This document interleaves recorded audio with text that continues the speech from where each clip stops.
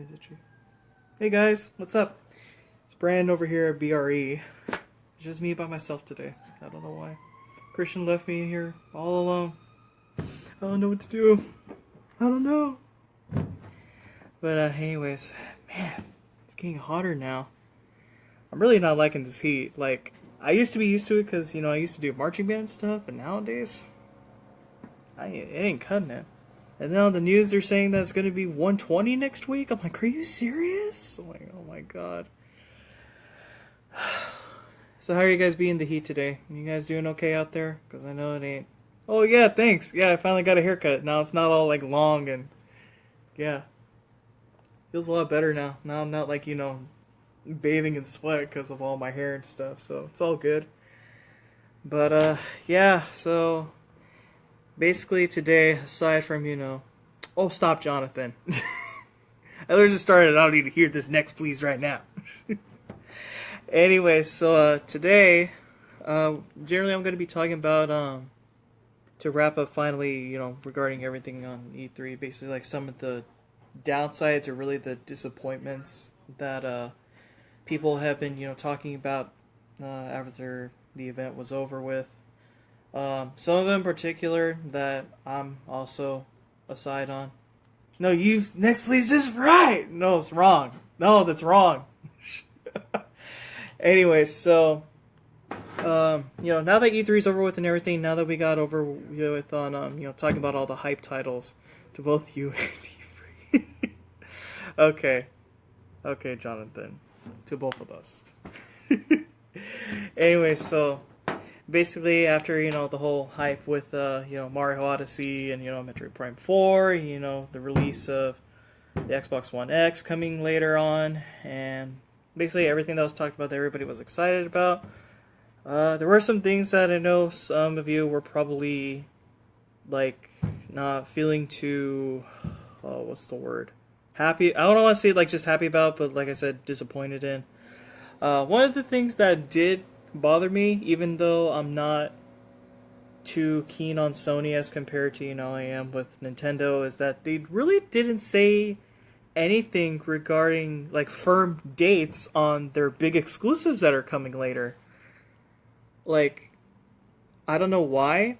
I mean, to be fair, like, I don't know how long they would take on it in general, but like, I don't know, because like you get games like like Mario Odyssey, like they already said, oh, it's gonna come out October,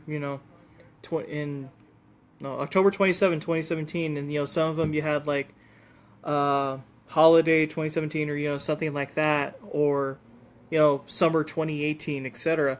But they literally didn't say anything, like nothing was said at all. So we're kind of like left to the dark in regards to those, like if you are looking forward to some of the bigger titles on the PS4 that's going to be coming out later. I know some of my friends were like kind of irked about that, but and I'm pretty sure like a lot of others were as well.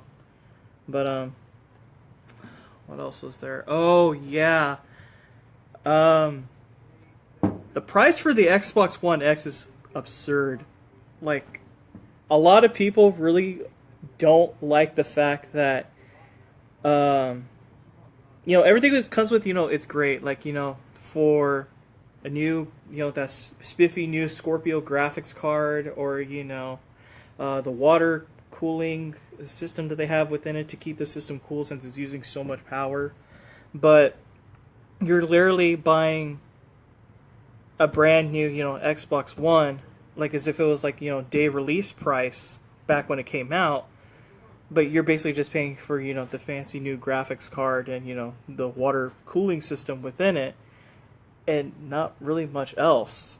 Like, I even said it before, and, I could probably say it over and over. Like, with those two things that they added on for the Xbox One X, they could have just passed it on to what could have been, like, a completely next generation console, but they didn't. And with a price of $500, $499.99 for what's going to be coming later, I don't know. Honestly, like for those of you that are probably like, huge Xbox fans or with Microsoft in general, by all means do so. But I honestly don't want to pay $500 out of pocket for I could just go buy a standard Xbox One 500 terabyte for what, about 200 used, give or take. And I don't want to be paying 500 for that extra. It's like, I don't know. I don't really am not too fond of it. Um, what else was there in regards? Yeah, like I really wish.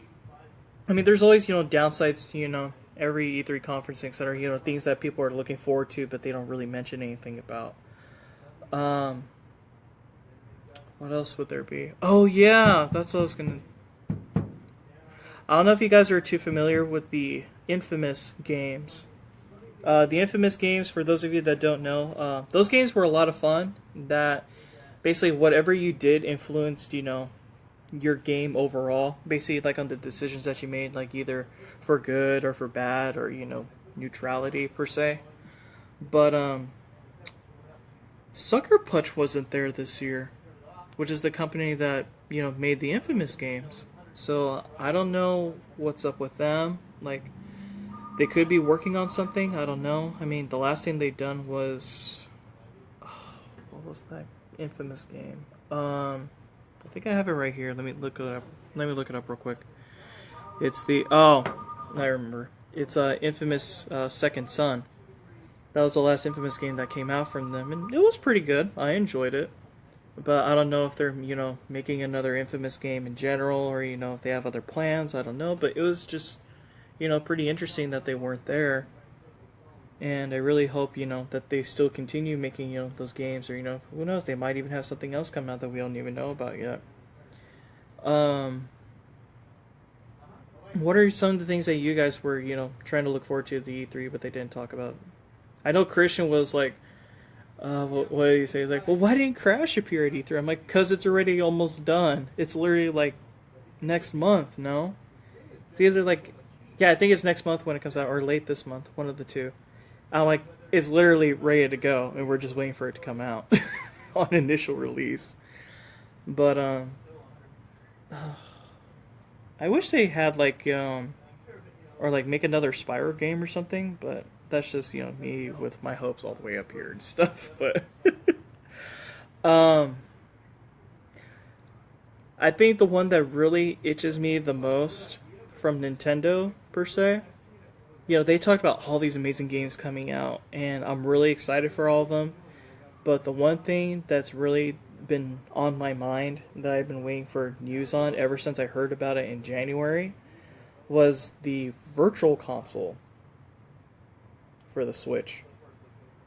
Because they did say that GameCube games were going to be available on their Virtual Console for it. And for us to not have any news about it yet, I'm not like worried or anything, but it's like I really want to see like what they're going to be coming out initially.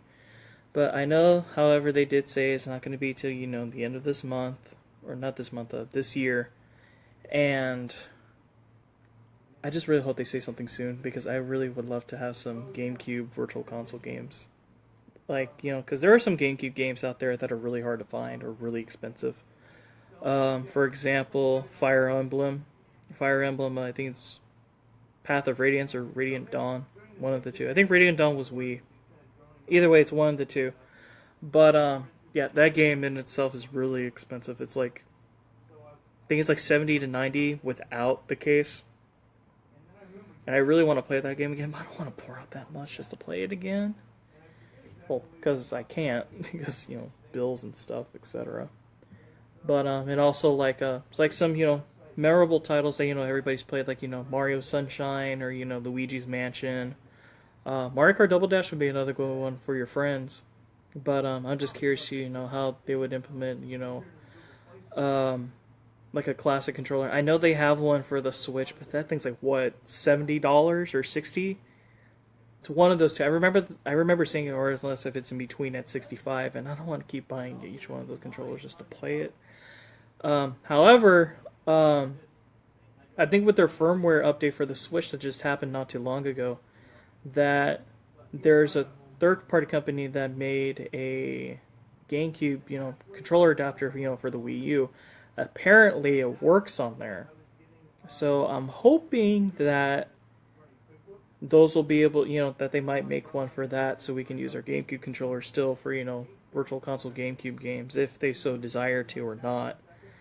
But and then also like back in regards on the games like Melee, Smash Brothers.